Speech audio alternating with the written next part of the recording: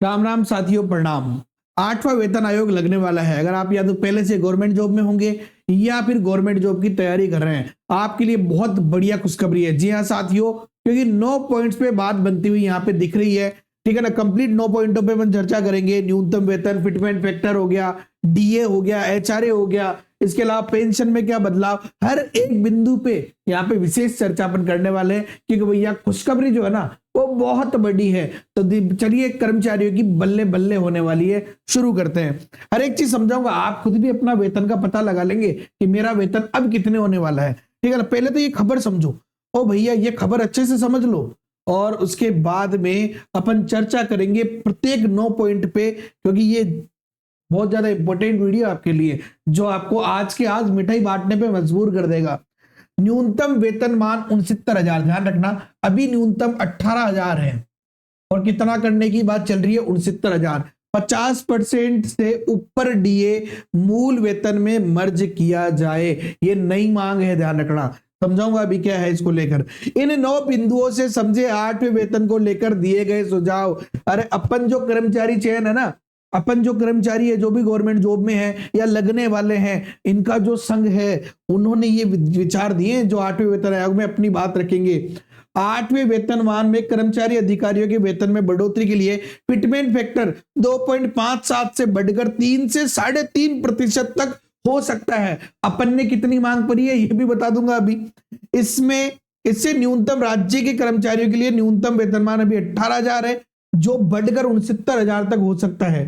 राज्य के कर्मचारी महासंघों के ऐसे सुझाव के मौजूदा महंगाई फिटमेंट फैक्टर की बात कही जा रही, चलिए तो कोई बात नहीं। और देखो अब क्या क्या बात चल रही है, अपन पहले 9 पॉइंटों पे बात करते हैं, फिर मैं आपको हर एक चीज समझाऊंगा। सबसे पहले बात करते हैं भैया, जो बहुत ज्यादा इंपॉर्टेंट है, वो है फिटमेंट फैक्टर। तो यहाँ पे क्या बात चल रही है फिटमेंट फैक्टर को लेकर कि 7वें वेतन आयोग में फिटमेंट फैक्टर कितना था, 2.57, छठे में 2.52 के आसपास था।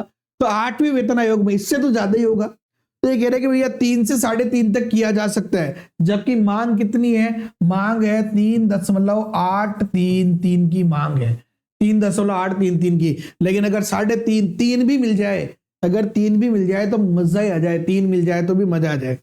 चलिए, और मैं आपको पहले ही बता दूं कि 1.58 से तो ज्यादा ही मिलेगा, उसका कारण अभी समझा दूंगा मैं। चलिए, मूल वेतन की बात करें यहाँ पे, तो नए वेतनमान लागू होने पे मूल वेतन में आपके 30 से 40% तक जो है वो वृद्धि हो सकती है। उसका कारण क्या है वो भी समझाऊंगा। बहुत सारे सोच रहे हैं कि भैया पेमेंट ही 5 गुना हो जाएगा, ऐसा नहीं। न्यूनतम वेतनमान 18,000 की बजाय 26,000 से 69,000 तक हो सकता है। 1 जनवरी 2016 के आधार पर वर्तमान में महंगाई के अनुसार 58% डीए है अभी, जो कि वास्तविक मुद्रास्फीति से काफी कम है, जो कि बहुत ज्यादा कम है। इसकी तुलना में डीए से कम बढ़ाया गया, जैसे कि जितनी महंगाई बढ़ रही है डीए बहुत कम, 2% बढ़ाए रहे हैं, जबकि 4.5% से 3.7%। तो न्यूनतम वेतन इतना हो सकता है। चलिए, और अपन ने मांग कितनी करी है, 3.833।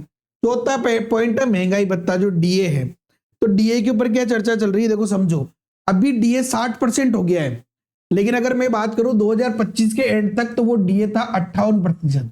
अभी आज की डेट में 60% डीए हो गया अब, है ना। तो 58% डीए था।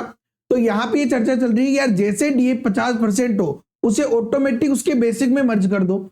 जैसे अगर 10,000 बेसिक है, 50% डीए हो गया, तो सीधा उसका पेमेंट भाई बेसिक आपका 15,000 हो गया, ताकि अगली बार जो डीए मिले, मान लो कि 1% भी मिल रहा है तो 1,500 रुपए मिलेगा, जबकि 10,000 पे 1,000 ही मिलेगा।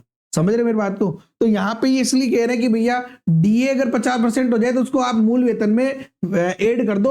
8वें वेतन आयोग में ही सिफारिश लगाई है इन्होंने, ठीक है ना। बाकी 58% डीए जो है वो मर्ज हो सकता है, 58% डीए मर्ज हो सकता है। इसीलिए मैंने कहा था ना कि फिटमेंट फैक्टर 1.58 से तो ज्यादा रहेगा। क्यों? क्योंकि अभी आपकी बेसिक इंटू 1.58, ये तो आपका दिसंबर 2025 के लास्ट तक वैसे भी था भाई। बेसिक इंटू ये 1.58, ये आपको क्या मिलता है, डीए मिलता है भाई। 58% डीए मिलता है ना, तो 1.58 फिटमेंट फैक्टर तो वैसे ही हो गया। चलिए आगे बात करते हैं। पर नेक्स्ट बहुत सारे कह रहे हैं कि एक भी नहीं देंगे, तो उनको बता दिया मैंने, आपकी सैलरी कम थोड़ी कर देंगे। चलिए पेंशन के लिए भी चर्चा कर लेते हैं। पेंशन में सुधार, कर्मचारियों के समान ही फिटमेंट फैक्टर रखे जाने का सुझाव है कि पेंशनर को भी वही दिया जाए। पुरानी और नई पेंशन में अंतर कम करने की कोशिश इसमें शामिल है। गैर वित्त पोषित पेंशन से छेड़छाड़ नहीं की जाए। सेवानिवृत्त पर अंतिम वेतन का 67% पेंशन और 50% फैमिली पेंशन दिए जाने के सुझाव है। ठीक है ना। चलिए, हाउस रेंट और अन्य भत्ते, अभी जो एचआरए है वो 10% चल रहा है। कितना एचआरए चल रहा है? 10%। 8 से आया 9, 9 से 10। भाई जब डीए 25% हो गया तो 9 हो गया, 50% हो गया तो 10 हो गया। तो यहाँ पे चल रहा है कि ट्रांसपोर्ट, मेडिकल आदि भत्तों में भी संशोधन कर 2 गुना करने के सुझाव दिए गए। भाई मेडिकल भत्ता हो गया, ट्रांसपोर्ट भत्ता हो गया, इसको भी डबल करो। कर्मचारियों के लिए एचआरए वर्तमान में कितना है? 10, 20, 30%। लोकल 10, सिटी में 20 और महानगरों में 30 है, जिसकी दर महंगाई के अनुपात में बढ़कर न्यूनतम 30% करने के सुझाव है। अगर हम गांव में रह रहे तो भी हमारा 30% एचआरए करो मिनिमम। वार्षिक वेतन वृद्धि भी 6% की जाए। अभी 3% वार्षिक वेतन वृद्धि होती है, ये कह रहे नहीं, आप वेतन वृद्धि डबल करो। यानी अगर जैसे आप 39,100 पे हो तो 40,200 पे आओगे, तो वो कह रहे 40,200 नहीं, आप इसको डबल कर दो। ठीक है ना, यानी कि 2200 बढ़ा दो। ठीक है, 400 यानी कि 43,400 के आसपास इतना कर दो। 39 से सीधे 43 है ना, 42 मान लो, सॉरी जो भी है जोड़ देना आप यार। चलिए, 7वें वेतन आयोग की बात करें तो 24 पे मेट्रिक लेवल है राजस्थान में। ठीक है ना, जबकि केंद्र में 18 पे मेट्रिक लेवल ही है। तो ये कह रहे कि भैया केंद्र के तर्ज पे आप 18 पे लेवल ही करो। उससे क्या फर्क पड़ेगा? जब आपका प्रमोशन होगा, एसीपी लगेगी, तो आप सीधा एक अच्छे पे लेवल पे जाओगे। पर वेतन आयोग में वेतन बढ़ेगा आपका। इससे परफॉर्मेंस आधारित वेतन के भी सुझाव आए हैं। वो कह रहे कि कुछ विभाग ऐसे भी सिलेक्ट करो जहां पे अच्छे परफॉर्मेंस के अकॉर्डिंग उसको वेतन वृद्धि दे दो। यहाँ पे ये कहा जा रहा है। हालांकि यहाँ पे ये चीज मेरे को कम होती लग रही, क्योंकि बेईमानी बहुत ज्यादा होती है। फिर एसीपी का लाभ, ये भी देखो बहुत इंपॉर्टेंट बात चल रही है कि अभी एसीपी कितनी मिलती है? 9, 18, 27। 9 वर्ष में एक प्रमोशन, 18 वर्ष में दूसरा, 27 वर्ष में तीसरा, ये मिलता है। उसके बजाय ये कह रहे कि आप ये करो 8, 16, 24, 32, 4 प्रमोशन दो आप मिनिमम सेवा में। 8 वर्ष में, 16 वर्ष में, 24 वर्ष में और 32 वर्ष में, ये चल रहा है। इसके अलावा ये भी एक इंपॉर्टेंट चीज है, आइसोलेटेड पोस्ट और संविदा कर्मी।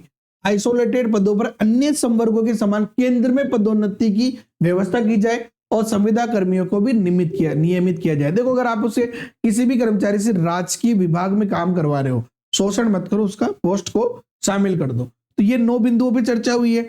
अब मैं आपको पूरी बात समझाता हूं कि देखो, नई सैलरी आप कैसे निकाल सकते हो। आपका जो बेसिक है, अब मान लो कि आपका बेसिक में 10,000 मान रहा हूं, अभी मैं 10,000, ठीक है ना, के का मतलब 1000 होता है, मैं फिर भी लिख देता हूं, चलो 10,000 ही लिख देते हैं इसको। 10,000 आपका बेसिक है। फिटमेंट फैक्टर अगर मान लो कि मिनिमम 3 फिटमेंट फैक्टर आपका रहा, तो आपकी बेसिक कितनी हो जाएगी? 10 और 3 30,000, 10 30,000 हो जाएगी। एचआरए, अगर एचआरए 10%, वो तो 30% की मांग कर रहे हैं, मैं कह रहा हूं अगर 10% भी रखा जाए तो भी कितना हो जाएगा? 1,000 रुपए, है ना। 10% भी रखा जाए तो 1,000 रुपए, तो 30,000 का 3,000 रुपए हो जाएगा। और डीए वर्तमान में 2%, क्योंकि 58% तो मर्ज होने की संभावना है, 2% रहेगा। तो मैं तो ये कह रहा हूं चलो जीए 0 मान लो आप, तो भी कितना वेतन हो जाएगा? 33,000। 10,000 का 33,000 हो जाएगा, सीधा सीधा सा बेसिक। अब देखो पहले कितना वेतन था, ये भी बहुत सारे लोग समझ नहीं रहे। आपका पहले कितना वेतन था? तो आपका 10,000 का अभी भी 60% डीए है, तो 10,000 का 60% आपका कितना हो गया? 6,000 प्लस हो गया इसमें।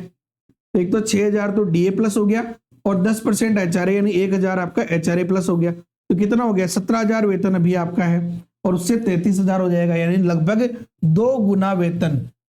हो सकता है अगर फिटमेंट फैक्टर 3 हो, लेकिन मेरे हिसाब से 2.57 से ज्यादा रह सकता है फिटमेंट फैक्टर, तो मजा ही आएगा। जो भी होगा आपके अकॉर्डिंग कितना होना चाहिए कमेंट करके जरूर बताओ। और भी कोई सवाल हो तो आप कमेंट में मुझसे पूछ सकते हो, मैं आपको जवाब जरूर दूंगा।